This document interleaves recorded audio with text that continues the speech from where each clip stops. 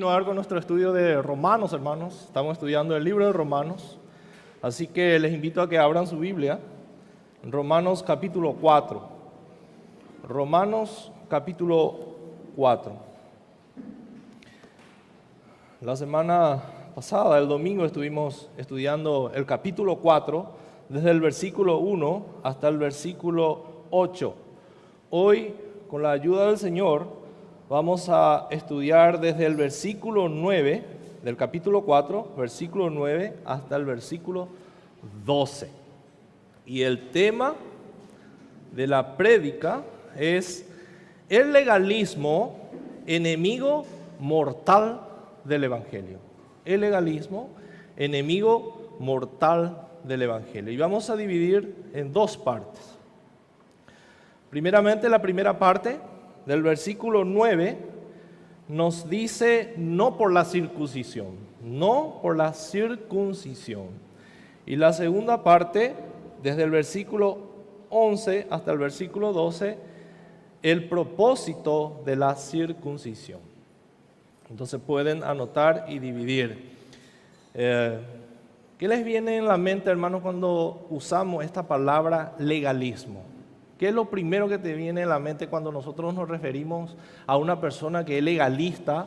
Lo primero que nos viene es que esa persona de repente va a usar una ropa, las mujeres pollera larga, los varones camisa y pantalón de vestir, o muchas veces decimos, él es legalista porque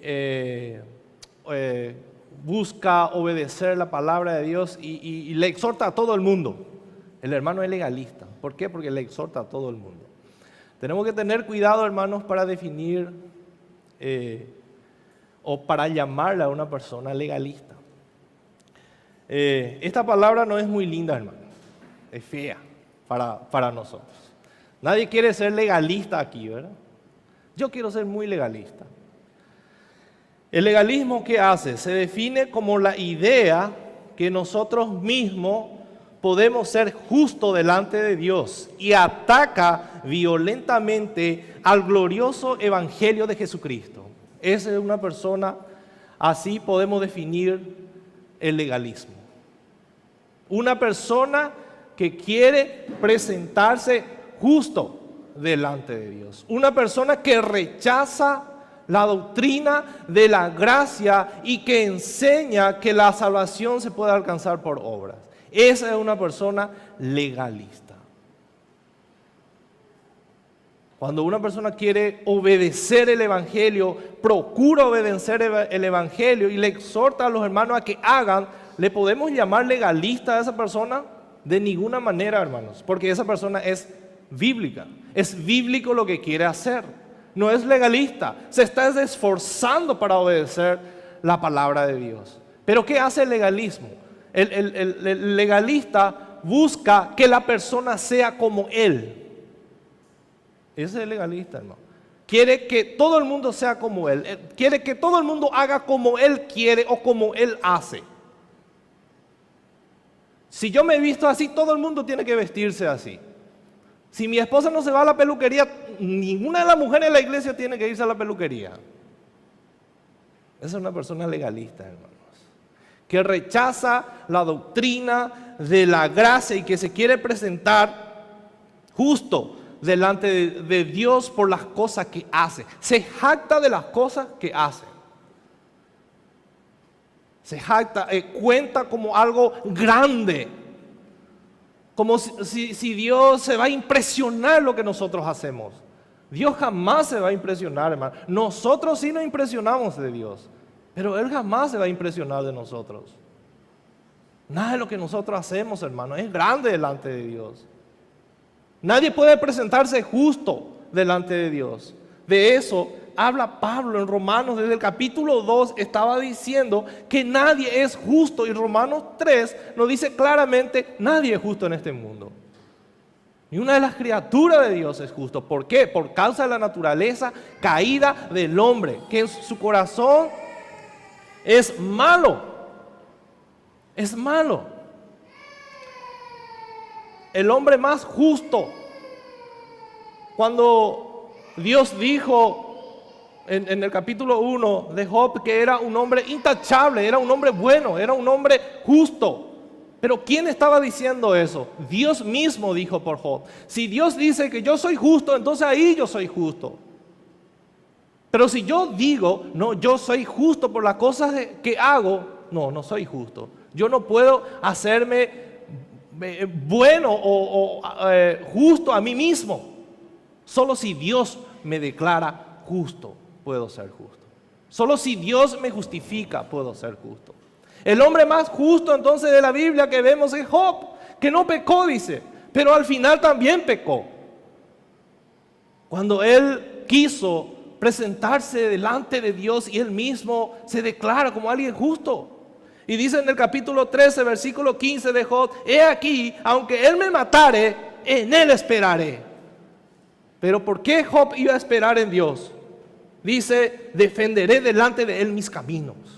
¿Quién puede defender delante de Dios sus caminos? Entonces Job empieza a hacer unas cuantas preguntas y dice Dios: bueno, ahora me toca a mí, te voy a hacer unas cuantas preguntas. A ver si me puedes responder eso.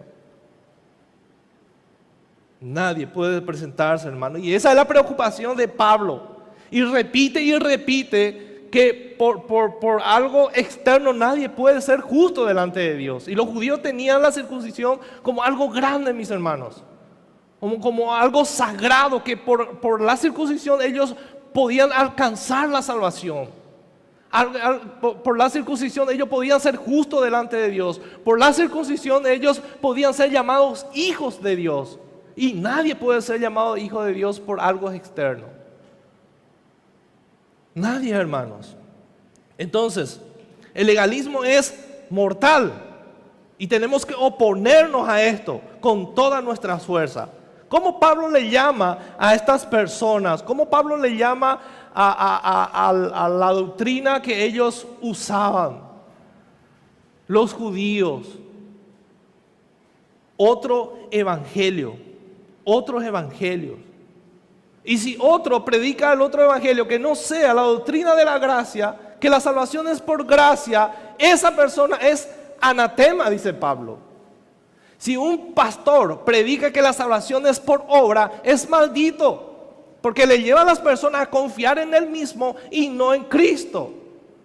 Si nosotros predicamos que yo tengo que hacer algo para ganar mi salvación, entonces depende de mí la salvación. ¿Eso le da gloria a Dios? No. Yo voy a llevar la gloria, yo me voy a jactar. Y Pablo dice que la salvación es por gracia, justamente para que nadie se jacte. Entonces cuando vamos a llamarle a alguien legalista, entonces esa persona está predicando el evangelio, no un evangelio de la gracia, sino que la salvación se puede alcanzar por obra. Y esa persona, dice Pablo, es anatema, maldita. Maldita. Entonces estos versículos que estuvimos viendo el domingo pasado y los versículos que vamos a tener, tienen conexión, hermanos. Tiene conexión. Pablo tiene celo de enseñar de la riqueza de justificación, de la justificación. Eso es lo que Pablo es celoso, hermano, de esta doctrina. Porque esta doctrina es la que nos lleva a pasar de muerte a vida. Esta doctrina es la que nos saca de la oscuridad y nos pone a la luz. Esta doctrina, mis hermanos, nos saca de la esclavitud a la libertad, de la oscuridad a la luz, de la condenación al perdón. No nuestra justicia propia, sino la justicia que Dios nos ha dado. Dios dice: justifica al malvado. Eso es poca cosa, hermanos.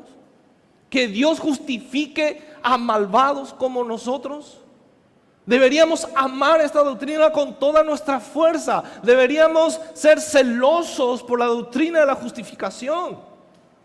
Deberíamos, hermano, esto nos debería llevar a otro nivel de adoración a Dios. No a un nivel, no a una adoración superficial que muchas veces esa adoración superficial no produce ni un gozo en el corazón. Y eso se ve, hermano, cuando nosotros venimos a adorar aquí los domingos, deberíamos venir con ese gozo que habíamos experimentado durante la semana. Con Dios, no solamente adoramos aquí en este lugar, sino adoramos toda la semana, todos los días, y deberíamos adorar cada segundo y minuto de nuestras vidas. ¿Qué significa que Dios justifica al malvado? El versículo 7, miren en Romanos capítulo 7, versículo 8. Bienaventurados aquellos cuyas iniquidades son perdonadas y cuyos pecados son cubiertos. Y en esta mañana, mis hermanos, vamos a hablar una vez más de la justificación, de lo que Dios hizo por nosotros. Desde el versículo 9 hasta el versículo 12. Oremos. Señor, ayúdanos, Señor, para que tu palabra pueda penetrar en lo más profundo de nuestros corazones. Para que tu palabra pueda cambiar nuestra manera de pensar, nuestra manera de adorar. Que pueda producir gozo en nuestro corazón al saber que tú has justificado al malvado, Señor. Malvado como nosotros. Señor, ayúdanos a vivir para tu gloria, entendiendo y amando este evangelio, tu evangelio y esta doctrina, Señor. Ayúdanos, Señor, en esta mañana a entender, a comprender qué grande es esta doctrina de la justificación. Te lo pedimos en el nombre de Jesús. Amén. Amén. Vamos a leer, hermanos, desde el versículo 9 hasta el versículo 12. Romanos capítulo 9, versículo 12. Dice: ¿es pues esta bienaventuranza solamente para los de la circuncisión o también para los de la incircuncisión? Porque decimos que a Abraham le fue contada la fe por justicia. ¿Cómo pues le fue contada? ¿Es estando en la circuncisión o la incircuncisión? No en la incircuncisión, sino en la incircuncisión. Y recibió la circuncisión como señal, como sello de la justicia de la fe que tuvo estando aún incircunciso, para que fuese padre de todos los creyentes no circuncidados, a fin de que también a ellos la fe les sea contada por justicia. Y padre de la circuncisión para los que no solamente son de la circuncisión, sino también siguen las pisadas de la fe que tuvo nuestro padre Abraham antes de ser circuncidado. Antes de ser circuncidados. Entonces esta es la buena noticia, mis hermanos. El corazón de las buenas noticias que Dios nos ha aceptado por medio de nuestra fe. Dice Pablo, no por algo que Abraham hizo. Abraham fue tan impío como nosotros. Abraham fue un pecador que vivía en una tierra llena de idolatría. Y no hizo nada bueno. Y Dios le llamó. Dios le llamó. Y él creyó. Él creyó.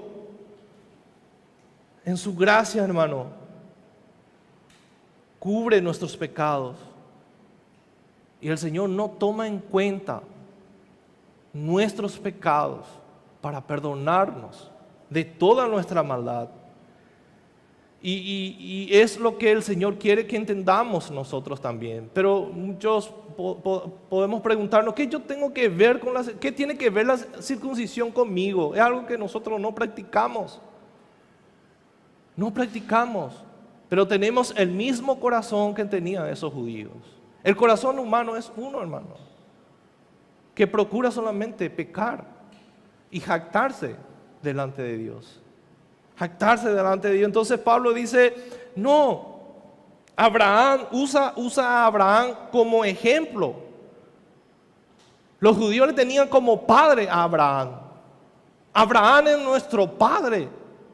Él obedeció perfectamente la ley de Dios por nosotros. Él fue circuncidado. Por eso nosotros somos justificados. Y Abraham era un pecador, fue un pecador como todos nosotros, hermanos, que fue justificado por gracia. Y esta bendición, dice Pablo, no está limitada a una sola clase de persona. No es solamente para este grupo o para esta nación. No, es para todos. Aquellos que tienen la misma fe que tuvo Abraham.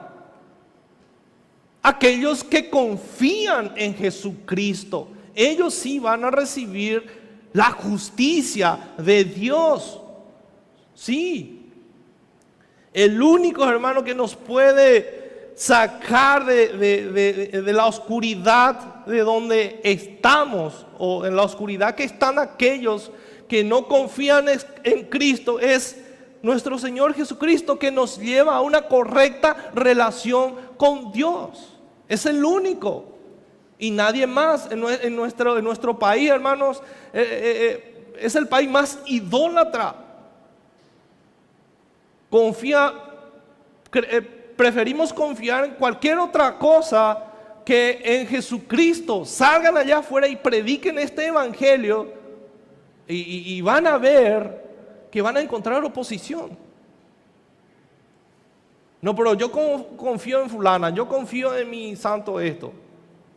Tal vez nosotros los cristianos no decimos eso, pero muchas veces confiamos en lo que hacemos, en lo que nosotros somos, en lo que yo puedo hacer, y no descansamos en la gracia de Dios. Entonces, ¿cuál es la bendición más grande que nosotros tenemos, hermanos?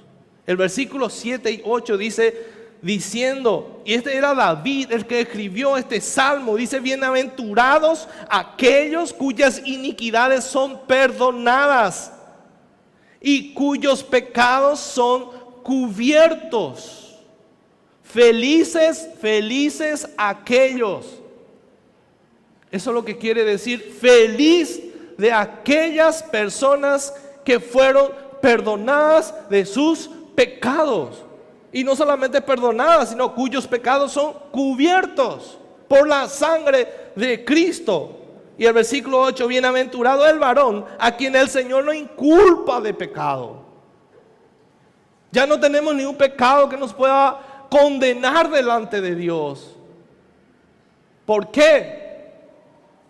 Porque Cristo llevó todos nuestros pecados en Él, en la cruz. Por eso estamos libres de esa condenación. Y eso es grande, mis hermanos. David, después de cometer un terrible pecado, David mintió, David robó, David adulteró, David mató, casi violó todos los mandamientos de Dios. Después David dice: bienaventurados aquellos, porque él experimentó el perdón y la misericordia de Dios.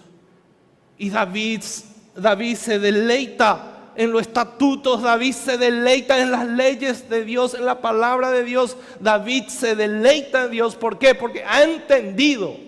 David entendió cuán grande es el perdón de Dios, que nos quita de la condenación eterna y nos lleva a la gloria eterna. ¿Podemos valorar eso, hermanos? ¿Valoramos realmente? ¿Por qué Pablo insiste tanto con la doctrina de la gracia? Para los judíos era difícil entender, y podemos ponernos en el lugar de ellos. Donde en el Antiguo Testamento Dios le dio a su pueblo que ellos tenían que circuncidarse para pertenecer al pueblo de Dios. Pero lo que hicieron mal fue que empezaron a confiar en la circuncisión y no en Dios. No en Dios, sino en esa cirugía que ellos hacían a su cuerpo. Entonces no hemos sido culpados, dice, por los pecados que hemos cometido. Y nosotros muchas veces decimos: Señor, perdónanos porque hemos cometido esto, perdónanos porque merecemos el castigo eterno, pero en realidad no vivimos de esa manera. Lleno de gozo y que nuestra felicidad pueda depender de Dios, de Cristo. Mirar a Cristo todos los días de nuestras vidas y llevar una vida llena de gozo, hermano. Ahora los cristianos parecen más amargados que los inconversos. Y eso no puede ser así, mis hermanos.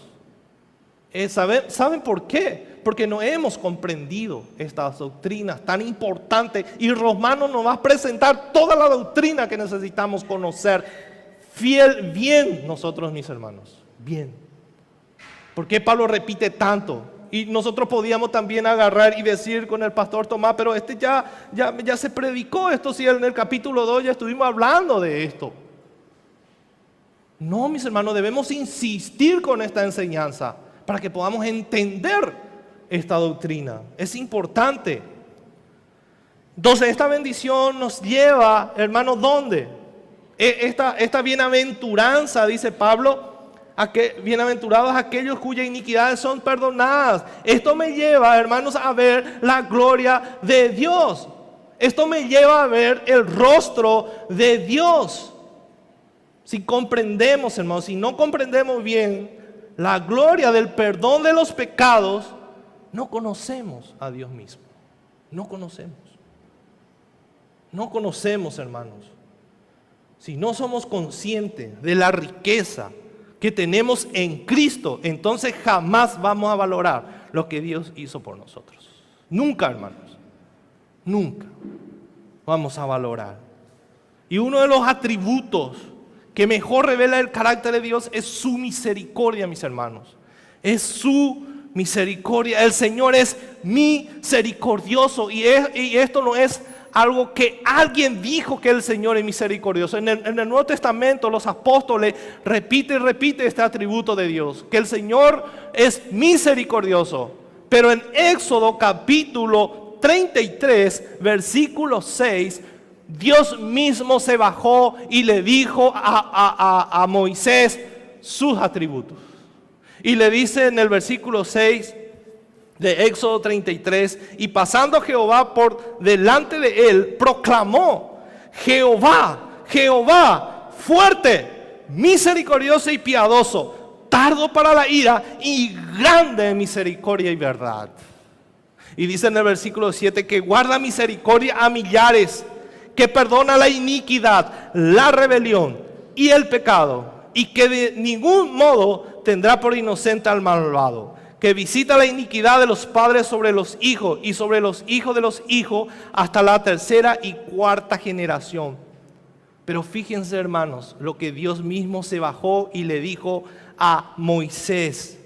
No le dice primeramente el versículo 7, donde dice que el Señor no tendrá por inocente al malvado, sino dice: Jehová, fuerte, misericordioso y piadoso. Y díganme, hermanos, si esto no experimentamos todos los días de Dios, su misericordia. Dios se estaba auto revelando, mis hermanos. Y es impresionante que Dios mismo haga eso. Se baja y dice: yo soy poderoso. Él no dice: yo soy poderoso, sino Él dice: yo soy misericordioso. Y es lo que experimentamos todos los días de nuestras vidas. Su mayor misericordia. ¿No saben cuál es la mayor misericordia de Dios? No es que amanecimos vivos hoy, sino que nos llama todos los días a su presencia para confesarle nuestros pecados, y Él es fiel y justo para perdonarnos. Nos concede el privilegio de arrepentirnos de nuestros pecados todos los días de nuestras vidas. Esa es la mayor misericordia de Dios. Que podemos acercarnos a Él y pedirle perdón para que Él nos limpie de toda nuestra maldad. Y si eso no valoramos, ni siquiera oramos. Ni siquiera tenemos ganas de orar, porque no valoramos esta doctrina de la justificación, del perdón de nuestros pecados. Cantamos lo que Cristo hizo por nosotros en la cruz, pero no usamos la gracia que el Señor nos ha dado. Despreciamos otra vez la sangre de Cristo que fue derramada en la cruz del Calvario.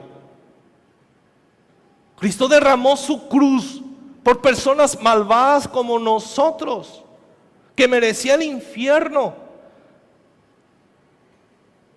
En el Salmo 130, 3 al 4 dice Jehová, si mirares a los pecados, miren lo que David dice, si mirares a los pecados, ¿quién, oh Señor, podrá mantenerse? ¿Quién podrá mantenerse firme delante de Dios? Job intentó hacer, pero después entendió que nadie es justo delante de Dios. Nadie, mis hermanos. Yo me presentaré delante de Dios. Sí, presentate y a ver cómo salís ahí. Humillados, hermanos. No hay otra forma para acercarnos a ese Dios tan grande y poderoso a que nosotros adoramos. ¿Cómo? Con los pechos adelante. Polvo tenés que comer. Polvo. Porque nuestro Dios es grande. Nuestro Dios es grande, mis hermanos. Santo, pero misericordioso. Misericordioso, lleno de gracia. Y Romanos capítulo 4, versículos 6 y 8 habla de la bendición del perdón de los pecados, hermanos. Y en los versículos que siguen, el apóstol enseña que la salvación del perdón y la gracia de la justificación no depende de la circuncisión. No depende. La justificación no tiene nada que ver con lo que yo hago. Eso ya estuvimos estudiando. Que es afuera, que es aparte de nosotros. Que vino de afuera, que vino de Dios. Que Él dice que yo soy justo. Él me declara justo, no por algo que yo hice.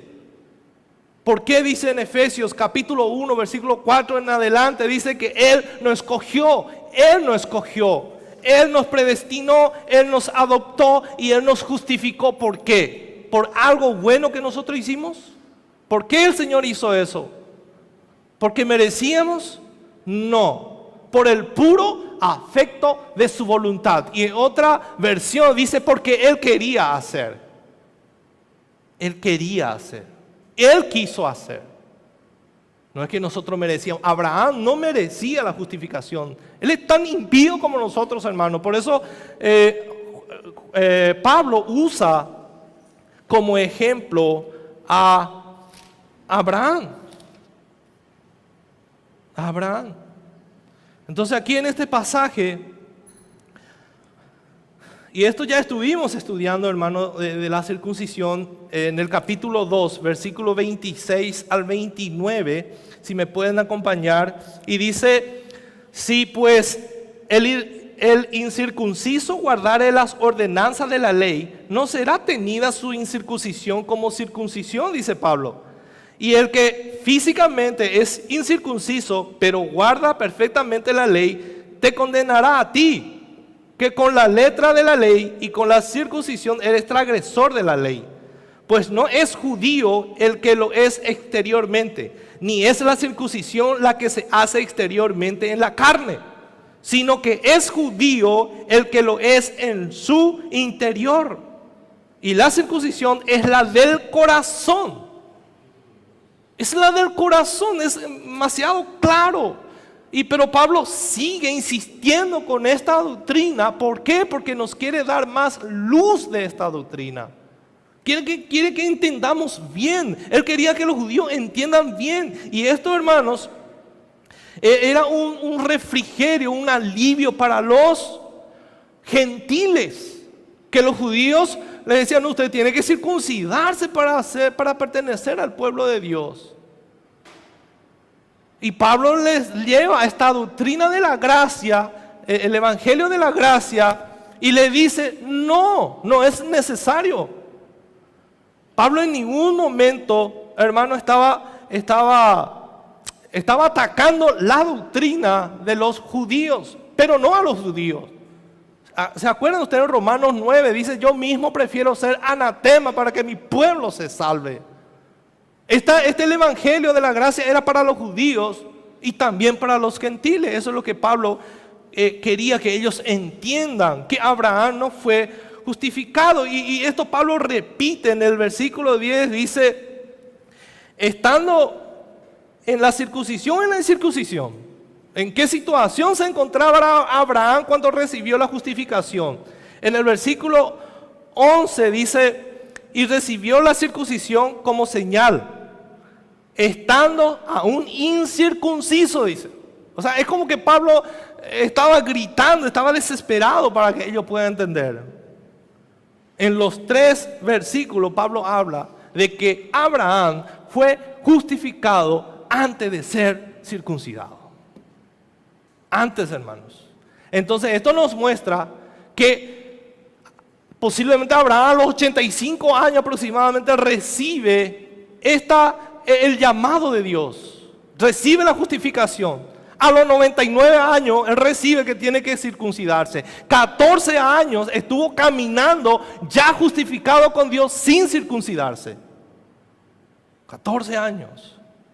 Esto nos habla que tantos gentiles, que si Abraham caminó con Dios justificado sin circuncidarse, entonces un gentil puede ser salvo. Y también los judíos, no solamente. Entonces repite que Abraham fue justificado antes de la circuncisión. Antes, hermanos.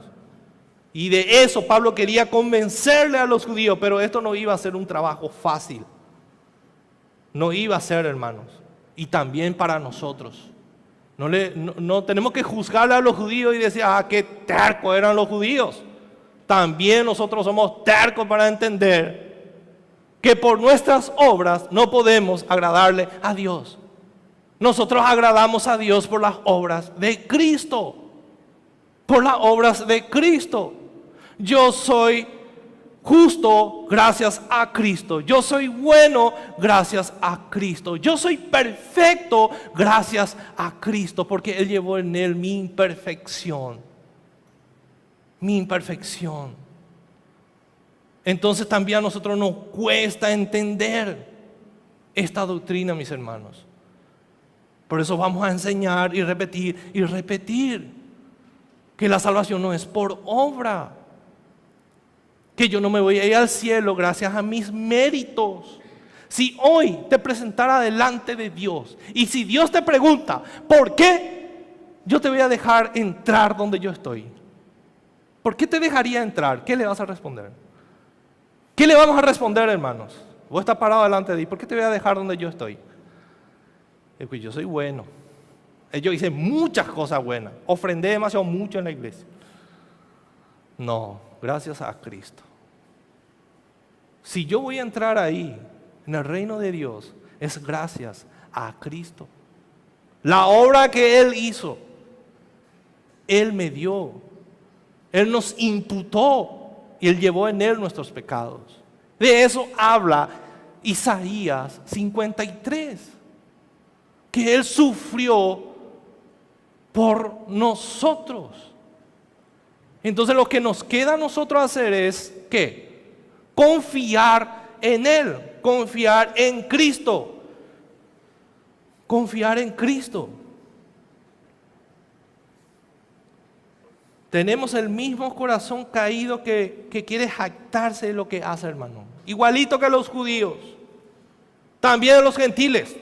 No vamos a atacar solamente a los judíos, sino también a los gentiles que eran idólatras, que ponían su confianza en sus santos, en sus imágenes.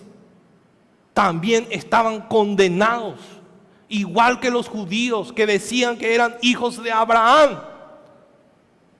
Y Pablo dice, ¿es pues esta bienaventuranza solamente para los de la circuncisión o también para los de la incircuncisión?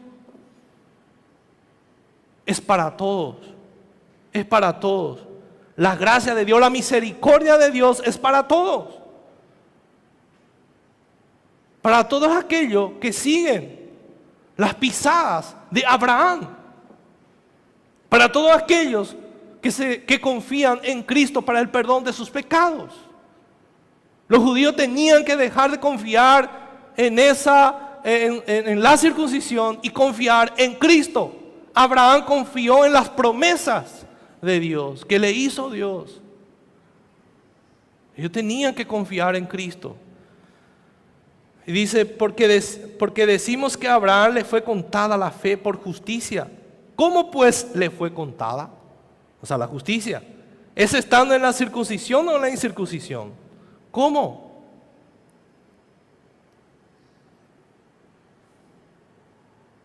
Es una pregunta, hermanos, que Pablo le hace a los judíos y él mismo responde. Él mismo responde. Abraham recibió esta justicia en Génesis 15. En Génesis 15, Pablo estaba dando un argumento irrefutable, hermanos. Irrefutable era su argumento. Porque él estaba escribiendo estando en el Espíritu. Le decía a los judíos, ustedes confían en la obra que hizo Abraham. Ustedes dicen que Abraham fue justificado por causa de la circuncisión. Ustedes dicen que Abraham fue justificado porque obedeció completamente la ley. No, dice Pablo. No, dice Pablo.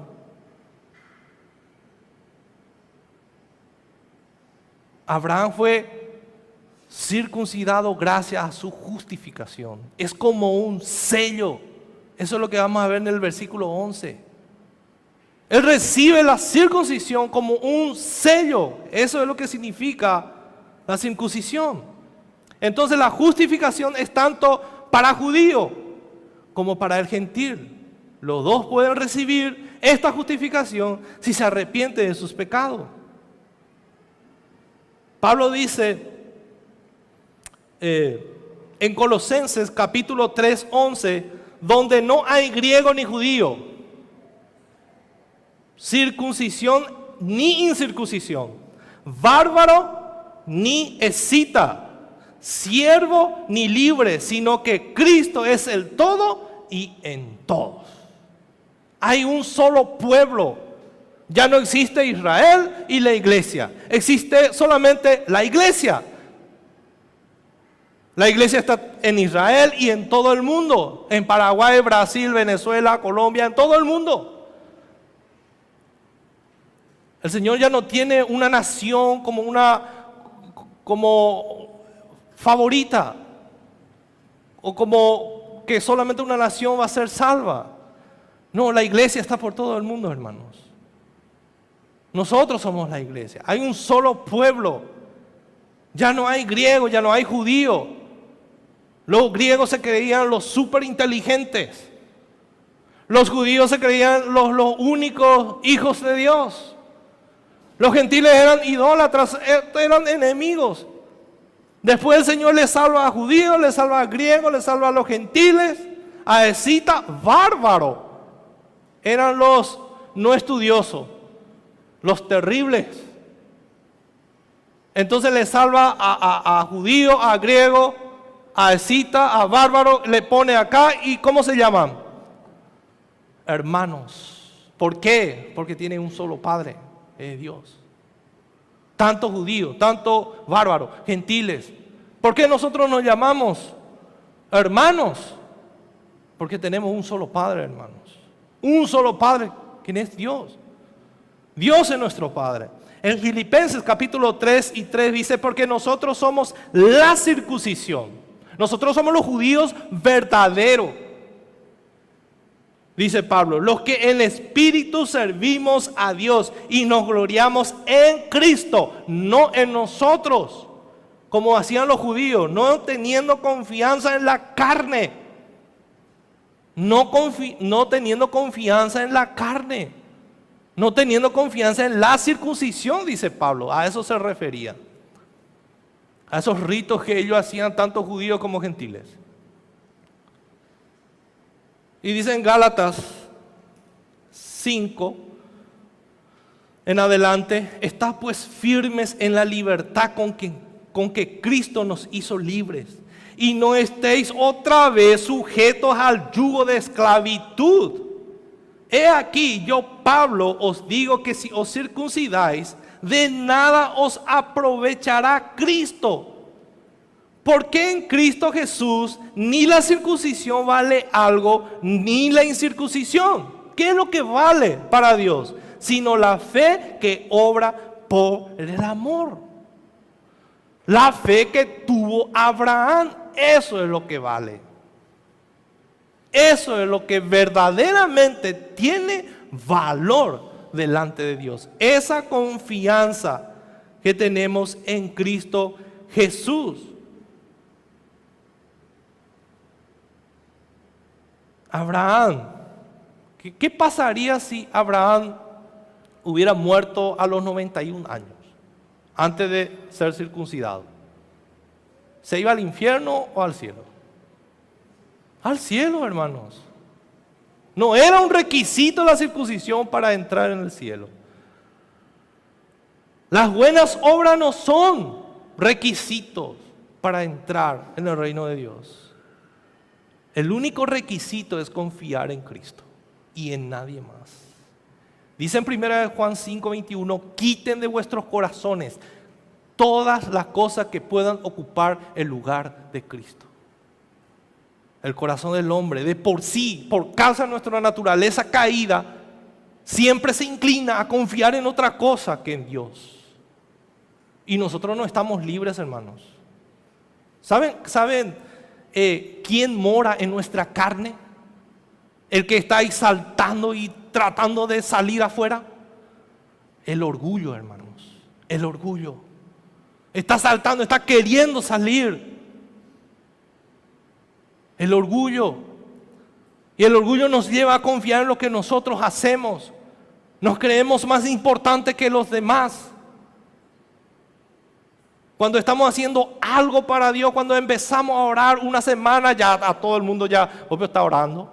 ¿Qué tal está tu oración? Y ahí ya empezamos a contar lo que nosotros hacemos.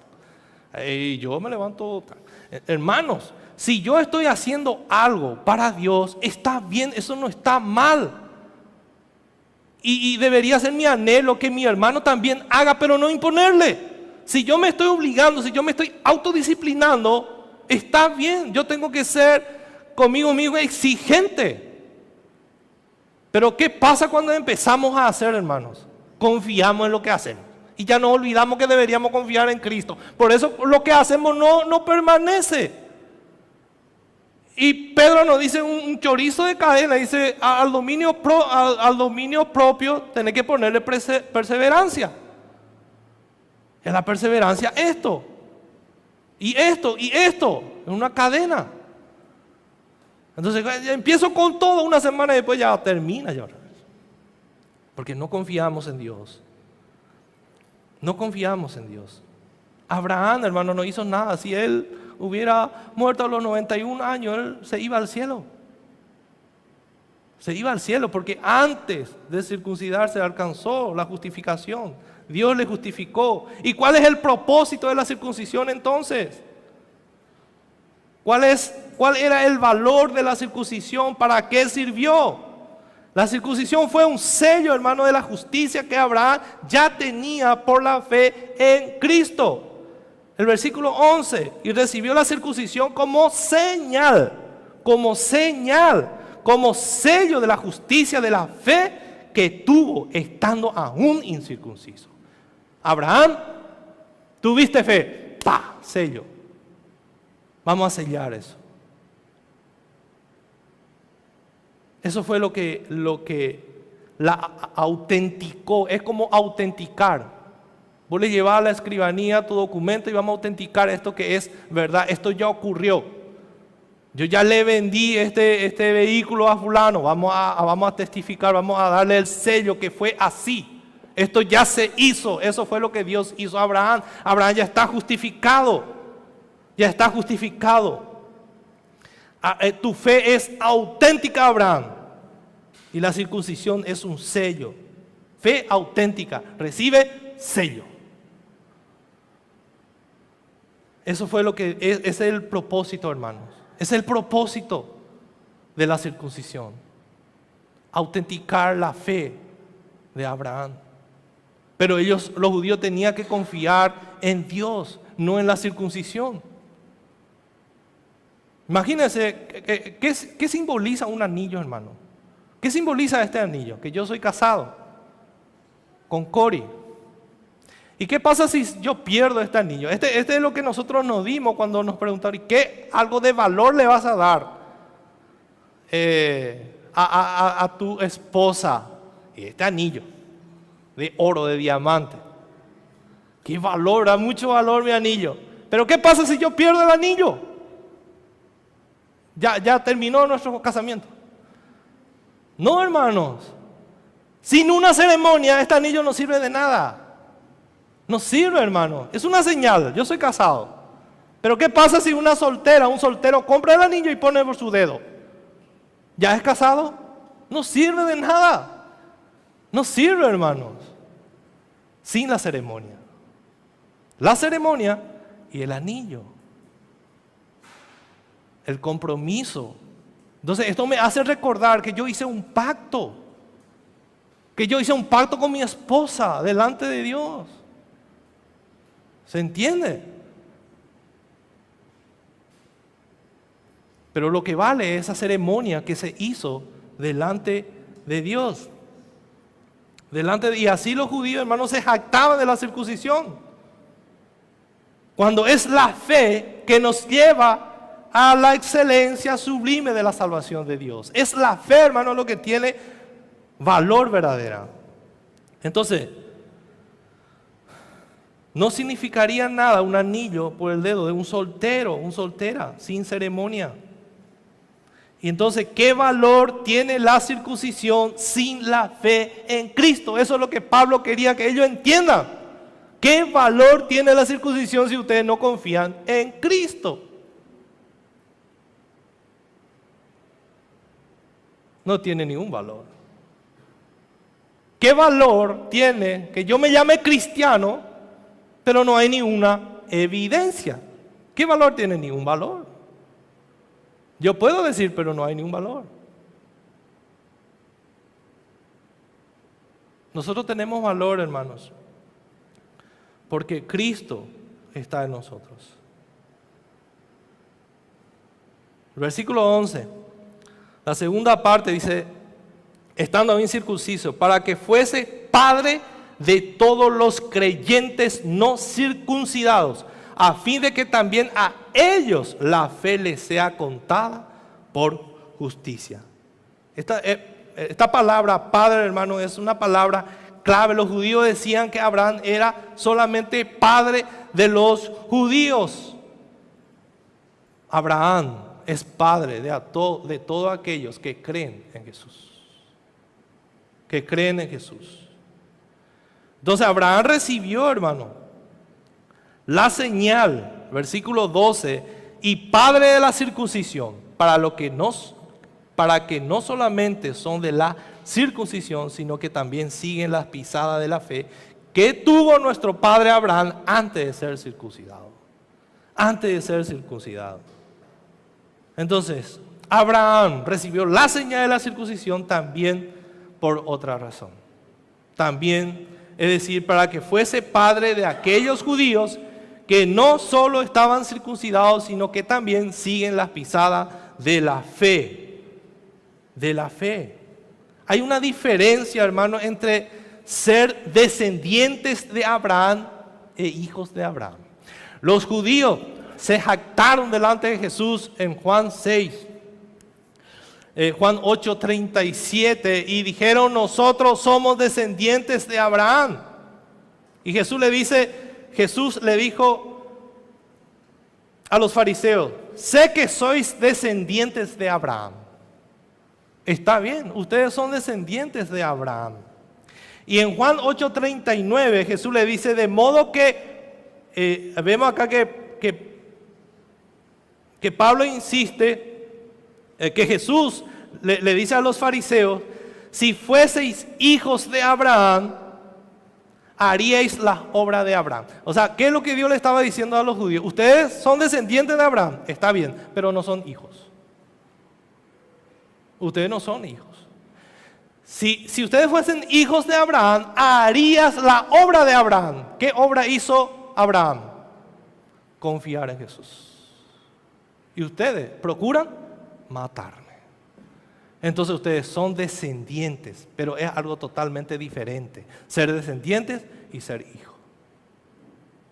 Entonces para que ellos puedan ser hijos de Dios, tenían que creer en Jesús. Hermanos, si nosotros queremos ser hijos de Dios, la única manera para ser hijo de Dios es creyendo en Jesús. Para que Dios pueda ser mi Padre, yo tengo que creer en Jesús. Y eso es lo que mata el legalismo. El legalismo te lleva a creer en ti mismo. El legalismo te lleva a creer en tus obras, en otras cosas que no sea Dios, y te hace un religioso. Puedes ser descendiente de Abraham, pero no hijos de Abraham. La única manera para que una persona pueda ser llamado hijo de Dios es por Jesucristo. Es el único hijo que le agradó al Padre Celestial. El único hijo que vino a obedecer perfectamente a Dios es Jesucristo. Si no estoy en Cristo, no estoy obedeciendo a Dios. Y si no obedezco a Dios, no entro al cielo. Por los méritos de Cristo entramos al cielo. La única manera, mis hermanos, para ser hijos de Dios es estando en Cristo Jesús. Y eso es lo que mata el legalismo. Para el legalista, la regla o cosa que él se propone hacer para el Señor, quiere aplicarla a todo y pone su confianza en eso. El legalista no le da importancia al primer mandamiento de Dios. El legalista, para él es más importante lo que él hace, no lo que Dios dice. Amarás a tu Dios con toda tu fuerza, con toda tu mente, con todo tu ser. El legalista no le pone importancia a eso. A él le gusta exigirle a todos, pero menos a él. Eso es lo que hace el legalista. El legalista se enfoca más en los externos que en las cosas internas. Y nosotros como cristianos sabemos, hermano, que lo importante es nuestro corazón delante de Dios. La cosa externa, las cosas internas, hermanos, nuestro corazón es lo que importa verdaderamente. Porque de ahí salen los pecados que nosotros cometemos delante de Dios. Entonces debo enfocarme en mi corazón. El legalista quiere, hermanos, que todas las personas sean como él. Mata la personalidad de las personas. Tenés que hablar como yo hablo, tenés que caminar como yo camino, tenés que ser así con nuestros hijos mismos. Podemos ser legalistas.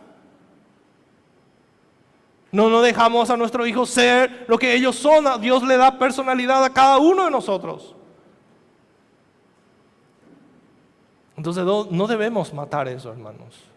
Disciplinemos a nuestros hijos en el camino del Señor, pero no matemos su personalidad. El legalista se aparta de los demás, hermanos. Todos están equivocados, menos el legalista. Eso es lo que hace el pecado, hermanos. Nos aparta de lo demás y nos hace miserables. El orgullo, cuando nos apartamos de lo demás, ¿qué hace el orgullo? Nos hace sentir importantes. Es como una máscara, pero nuestro corazón está vacío. La persona cuando empieza a apartarse de la comunión de los hermanos es porque anda en pecado. El pecado nos aparta, hermanos, nos engaña. Somos tan tontos para caer en el engaño de Satanás. El orgullo es tan fuerte de nosotros, mis hermanos. Es tan fuerte que nos separa de la comunión con Dios y nos lleva a aferrarnos a nosotros mismos. Cuando miramos a nosotros mismos, ¿qué pasa, hermanos? Vamos a ser decepcionados, desanimados. Y vamos a querer apartarnos de Dios. Ese es el orgullo. ¿Y cuál es el remedio para el legalismo, mis hermanos? La justificación por fe. Lo que tenemos que hacer es rendirnos delante de Dios, confesarle nuestros pecados y confiar en Él. Eso es lo que tenemos que hacer. Confiar en Cristo. Y Pablo no se cansa de enseñar esta doctrina. Quería que los judíos entiendan eso. Que no depende de la circuncisión, sino que ellos tenían que confiar en Cristo Jesús. Y es también lo que nosotros tenemos que hacer, tanto los cristianos, también aquellas personas que no le conocen a Cristo, para que puedan ser hijos de Dios. Nosotros vamos a salir acá y le vamos a preguntar a las personas: ¿Vos sos hijo de Dios? Sí te van a decir, sin dudar, sí te van a decir. Porque todos piensan que son hijos de Dios. Todos somos criaturas de Dios. Pero para ser hijo de Dios necesito confiar en Cristo. En Cristo, mis hermanos. Que el Señor nos ayude. Oremos. Señor, te damos gracias. Señor, tú conoces nuestros corazones. No podemos engañarte. Sí podemos engañarnos a nosotros mismos, pero a ti no, Señor. Perdónanos, porque muchas veces somos legalistas, orgullosos, confiando otra vez en la obra de la carne. Ayúdanos, Señor, por favor, a confiar en ti, solamente en ti, Señor. Tú eres nuestra roca, nuestra fortaleza, que perdona nuestros pecados y que nos lleva a una